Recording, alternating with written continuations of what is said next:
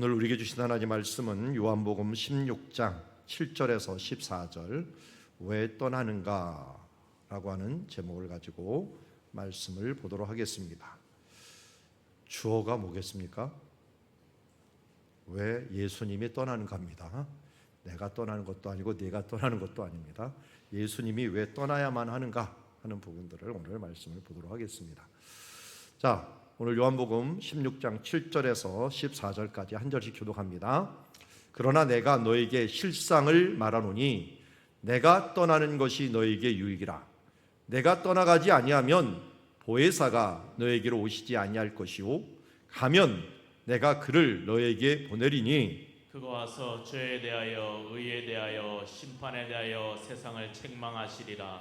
죄에 대하여라 함은 그들이 나를 믿지 아니함이요 의에 대하여라 함은 내가 아버지께로 가니 너희가 다시 나를 보지 못하며 심판에 대하여라 함은 이 세상 임금이 심판을 받았습니다. 내가 아직도 너희에게 이를 것이 많으나 지금은 너희가 감당하지 못하리라. 그러나 진리의 성령이 오시면 그가 너희를 모든 진리 가운데로 인도하시리니 그가 스스로 말하지 않고 오직 들은 것을 말하며 장래 일을 너희에게 알리시리라. 그가 내 영광을 나타내리니 내 것을 가지고 너희에게 너희에게 알리시겠습니다. 아멘. 하나님의 구원의 계획은 참으로 넓고 깊고 측량할 길이 없는 부분들이 많이 있습니다. 앞에 예루살렘의 사진이 있는데요. 예루살렘이라고 하는 건 살렘, 샬롬에서 왔습니다. 평화의 성이다라는 뜻을 갖고 있어요. 여기에 중요한 세 가지 장소가 있습니다. 하나는 성전이라고 하는 장소로 모세가 받은 십계명을 넣어 놓았던 그 성전이 있었습니다. 두 번째는 예수님이 죽으신 골고다 언덕이자 그 골고다 언덕 바로 아래가 예수님이 부활하신 장소가 있습니다. 그래서 골고다 언덕이 있고요. 세 번째로는 예수님이 승천하시면서 보내주마 하셨던 보혜사 성령님을 받았던 마가의 다락방이 있습니다. 그래서 우리는 성지순례를 가면 이 세 가지는 반드시 보고 오게 됩니다. 왜냐하면 예루살렘에서 가장 중요한 장소이기 때문에 그렇습니다. 여기에는 하나님의 구원의 계획이 다 들어와 있습니다. 우리 제자반에도 최근에 보았는데요. 십계명은 무엇을 말씀하고 있습니까? 우리에게 하나님의 백성, 하나님의 백성의 언약입니다. 그래서 이 두 개의 판을, 똑같은 판을 가지고 하나는 하나님 것, 하나는 우리 것 해서 계약서를 쓴 것이죠. 그래서 하나님의 계약서가 되는 동시에 이 계약서 안의 내용은 무엇입니까? 우리가 어떤 생각을 가지고 살아가야 되는가 하는 이 하나님의 가치관, 하나님의 세계관이 들어가 있습니다. 아니, 나는 어떻게 살아야 됩니까? 라고 하는 진리의 말씀의 표준 틀을, 이 큰 틀을 얘기한다면 바로 이러한 십계명의 틀을 우리는 볼 수가 있습니다. 예수님도 그래서 이 틀을 가지고 사탄을 이기기도 했죠. 사탄이 시험을 하면서 내게 절하면 내가 너에게 모든 것을 줄 것이다 라고 했을 때 어떻게 했습니까? 주 너의 하나님 외에는 다른 신을 섬기지 말라라고 하는 일계명의 말을 딱 인용을 하시면서 하나님 외에 다른 분이 없음을 인정하고 그리면서 그 말씀으로 그 세계관으로 이겼다라고 할 수가 있어요. 이처럼 하나님의 백성은 어떤 사람들인가 하는 큰 틀을 주셨으면 그러면 우리가 언제든지 이 하나님의 백성의 가치관을 가지고 살아갈 수 있느냐, 그 계약을 언제든지 지킬 수 있느냐, 이게 불가능했어요. 왜냐하면 1년에 한 번씩 피를 흘리면서 재계약을 하지만 그 계약조차도 파괴를 해버리는 이스라엘 백성들을 보면서 인간이라는 존재는 하나님과 최소한의 언약조차도 지킬 수 없는 무력한 존재이다. 그래서 예수님은 이 땅에 오셔서 간음하지 말라라고 하는 말을 너희가 들었으나 나는 너에게 이르노니 마음으로 이미 음욕을 품은 자조차도 간음한 것이다. 살인하지 말라고 하였으나 내가 형제를 미워하고 또 욕하면 이건 살인한 것이다 라고 말씀하면서 우리는 하나님의 언약을 지킬 수 없는 무력한 존재임을 우리에게 말씀해 주셨습니다. 그러면 우리는 어떻게 해야 됩니까? 그래서 예수님을 보내주셨습니다. 예수님의 십자가는 이러한 언약을 이루기 위해서 오신 것이었고, 마가의 다락방에서 예수님께서 포도주 잔을 드시면서 이것은 너희를 위한 새 언약의 피다라고 말씀하시고, 예수님께서 그 다음날 언약의 피를 흘리시면서 우리의 죄를 위하여 죽으심으로 이제 새 언약의 관계를 만들어 놓으셨습니다. 그전에는 계명을 지키는 자들이 하나님의 백성이 되었다면, 이제는 예수 그리스도의 그 보혈의 공로를 믿는 자들, 나는 알 수 없지만 예수 그리스도의 보혈의 공로를 믿는 자들은 바로 하나님의 백성이 될 수 있다라고 하는 부분들을 믿는 자에게 새로운 언약의 자손이 되게 만드셨습니다. 그러므로 우리는 누구든지 예수 그리스도의 십자가의 공로를 믿는 자는 하나님의 백성이 되고 하나님의 자녀가 되는 권세를 얻게 되었습니다. 그러나 이것 하나조차, 믿음조차도 내 마음대로 할 수 없는 것이 인간입니다. 그래서 이 믿음을 주시는 분을 내가 아예 보내주겠다 하신 분이 바로 보혜사요 성령님입니다. 그래서 우리는 믿기는 믿지만 우리의 힘과 능력으로 믿는 것이 아니라 바로 하나님께서 우리에게 보내주시는 보혜사 성령님의 그 능력으로, 그 은혜로 말미암아 우리가 예수 그리스도의 복음이 무엇인지를 깨닫고 그것을 믿을 수 있는 힘과 능력을 성령님께서 각 사람 머리 위에 부어주시는 것을 보게 됩니다. 이것이 하나님의 계획이고 이것이 하나님의 큰 그림입니다. 그러다 보니까 우리는 이 그림 속에서 하나하나 단계마다 일어나는 일들을 나중에야 깨닫는 일들이 많이 있고, 또 지금도 우리가 알 수 없는 것들이 있지만 그러나 알려주시는 것만큼은 우리가 알 수가 있습니다. 지금 제가 말씀드린 큰 하나님의 구원의 계획은 바로 성경에 나타난 큰 구원의 계획입니다. 오늘 말씀도 마찬가지입니다. 16장 7절에 보면은 예수님께서 실상을 말한다라고 얘기합니다. 실상을 말하는데, 실상을 말한다는 것은 뭡니까? 큰 그림을 내게 보여주겠다. 아주 큰 그림은 못 보여주더라도 요 그림이라도 보여줄 테니까 이거를 보고 좀 알아라. 내가 떠나는 것이 너에게 유익이야. 예수님은 조금 있으면 없어진다고 말씀하십니다. 그리고 제자들이 볼 수 없다라고 얘기합니다. 어떻게 보면 예수님이 떠나가십니다. 때로는 예수님이 죽으시는 것도 이해를 못했는데 이번에는 예수님이 이제 완전히 떠나가는 것처럼 여겨지니까 이건 더 이해를 할 수가 없는 거예요.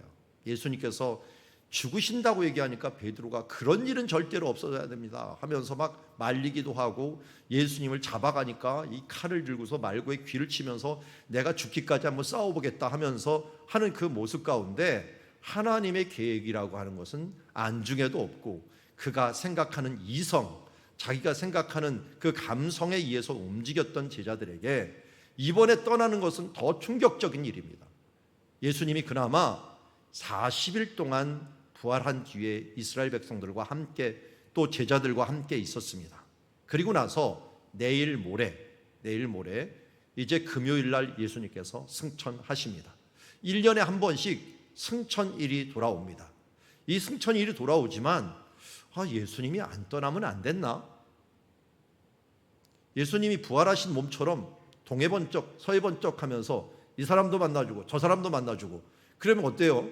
그 사람이 예수님이 계시구나, 믿는구나 이렇게 할 거 아니에요. 그래서 어쨌든 봐야지 믿는 것 아니겠습니까? 100번 들어도 한 번 보는 것만 못할 때가 많이 있으니까요. 근데 이상하게 예수님이 부활한 뒤에 제자들에게 예수님이 나타났는데요, 본다고 믿는 게 아니더라고요. 본다고 믿었으면 예수님께서 바리새인하고 자기 죽인 사람들한테 다 나타났죠. 살아난 걸 보여주셨을 거 아니에요. 근데 하나님은 우리를 너무 잘 알아요. 보고 믿는 자가 복된 자가 아니라 보지 않고도 믿는 자가 복된 자다. 예수님께서 왜 하필이면 보는 것 갖고 증명하지 않고 표적을 갖고 그들에게 증명하지 않았느냐. 잘 봤더니 나사로를 죽은 자 가운데 아예 썩은 냄새가 나는 사람을 살려도요, 사람들이 안 믿어요. 더 완악해질 사람은 완악해지고, 또 믿을 사람은 그냥 말 한마디 해도 그냥 또 믿어요. 이런 것들을 보면은 실상은 내가 보여준다고 믿는 게 아니라, 그러면 어떻게 믿는다는 거예요? 이 뒤에 나오잖아요. 내가 떠나가지 아니하면 보혜사가 너에게 오시지 아니할 것이요, 가면 내가 그를 너에게 보내리라. 누가 오시는 거예요? 저 보혜사라는 것을 영어로 뭐라 그럽니까? 카운셀러라고도 얘기를 하고, 헬퍼라고도 번역을 하고, 파라클레토스라 그래갖고 옆에서 속삭이는 자라는 뜻이에요. 그러니까 이 파라클레토스를 지금 헬라, 그리스 가서 파라클레토스가 누굽니까? 라고 물어보면 사람들이 이렇게 주변을 막 돌아봐요. 저 사람이요 라고 얘기할 거예요. 그게 누굴까요? 변호사입니다. 변호사가 파라클레토스예요. 그러니까 하나님께서 우리에게 뭘 보내주냐면 보혜사, 변호사를 보내주신다는 거예요. 근데 이분은 어떤 분이에요? 영이에요. 영, 성령이라고 부르잖아요. 영이다 보니까 어떻게 해요? 우리 안으로 들어오고 우리와 함께 할 수 있고요, 어디든지 머물 수가 있는 거예요. 그러다 보니까 우리와 영원토록 동행할 수가 있습니다. 예수님이 육신으로 계시다면 언제든지 모든 사람과 동행할 수가 없을 거예요. 그리고 의논하고 싶을 때 이 사람 저 사람 부르는데 뭐 몇십억이 부르는데 그러면 다 가야 될까요? 그런데 성령님은 가능해요.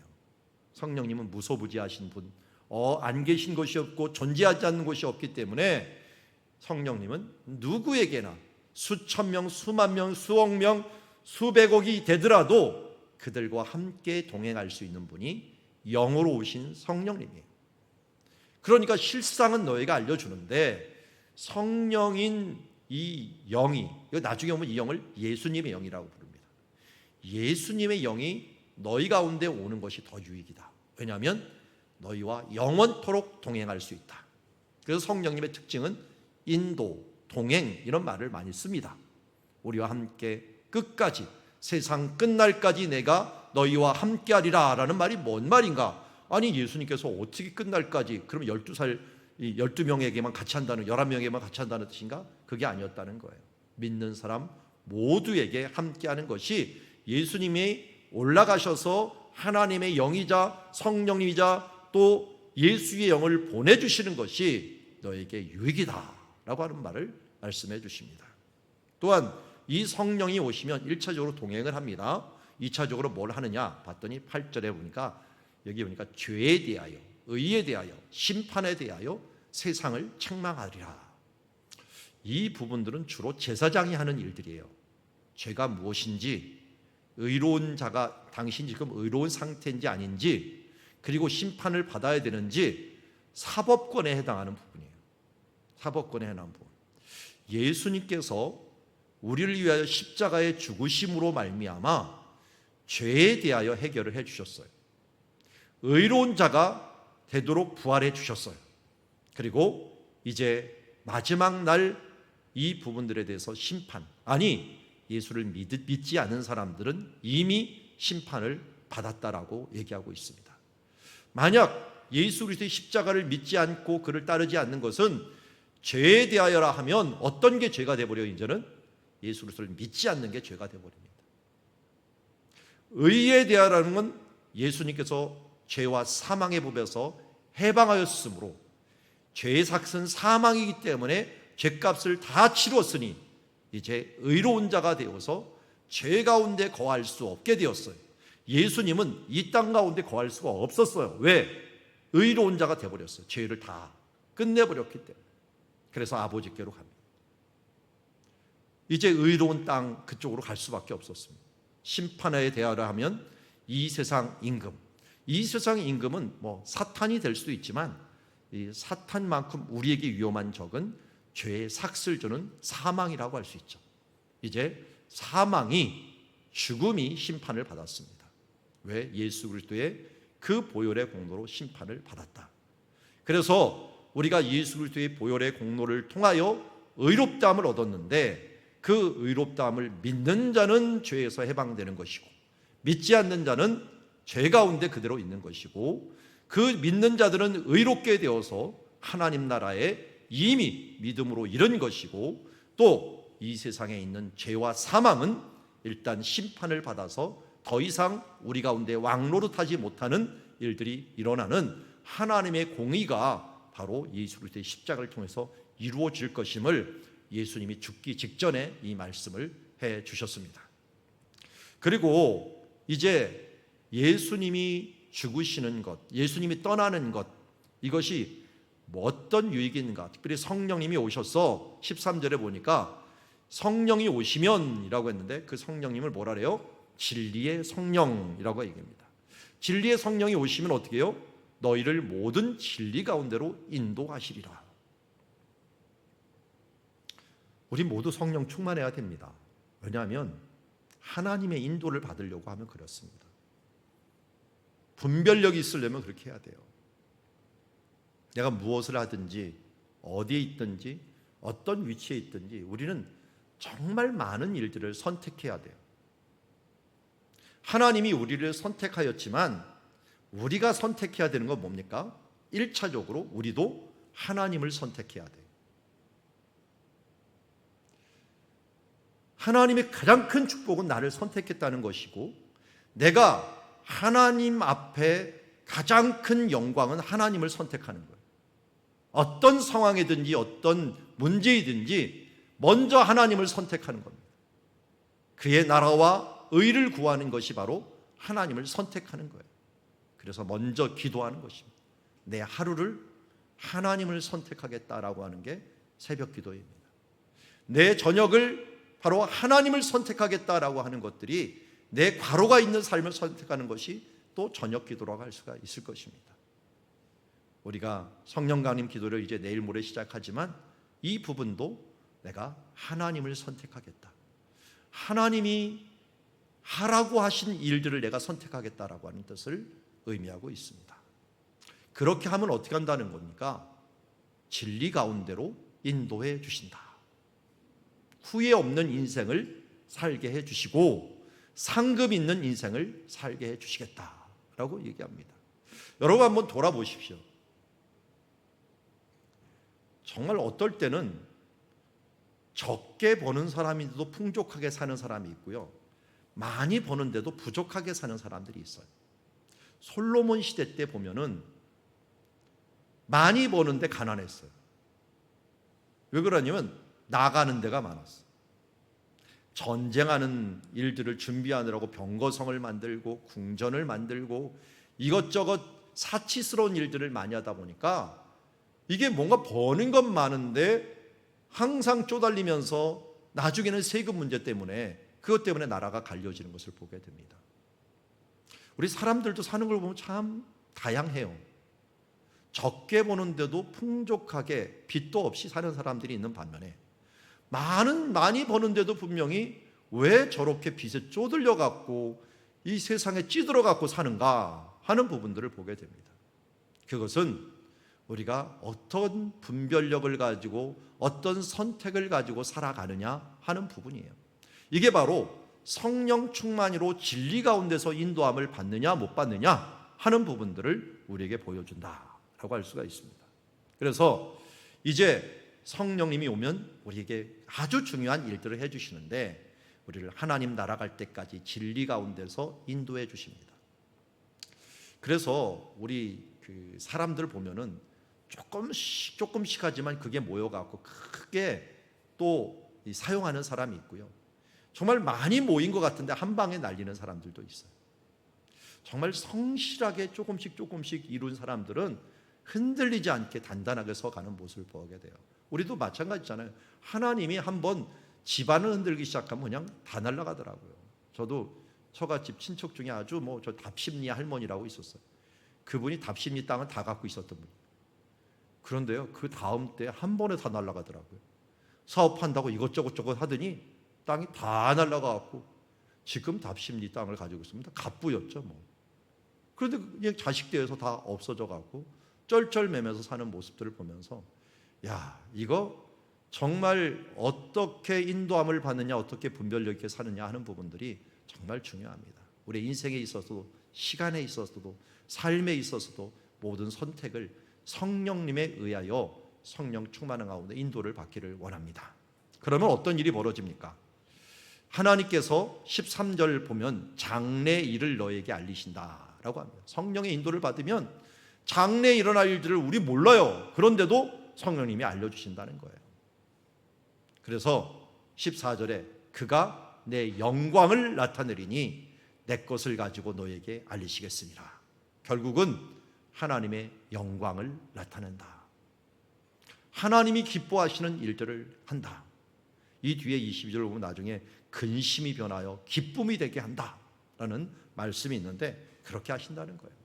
그래서 성령님이 하시는 일 중에 아주 중요한 일들, 인도라는 말을 했는데요. 16장 23절에 보니까 그날에 너희가 아무것도 내게 묻지 아니하리라. 내가 진실로 너에게 이르노니 너희가 무엇이든지 아버지께 구하는 것을 내 이름으로 주실 것이며 지금까지는 내 이름으로 아무것도 구하지 아니하였으나 구하라 그러면 받으리니 기쁨이 충만하리라. 하나님이 주시는 이 응답과 함께 큰 기쁨이 있을 것이다 라고 하는 것을 말씀해 주십니다.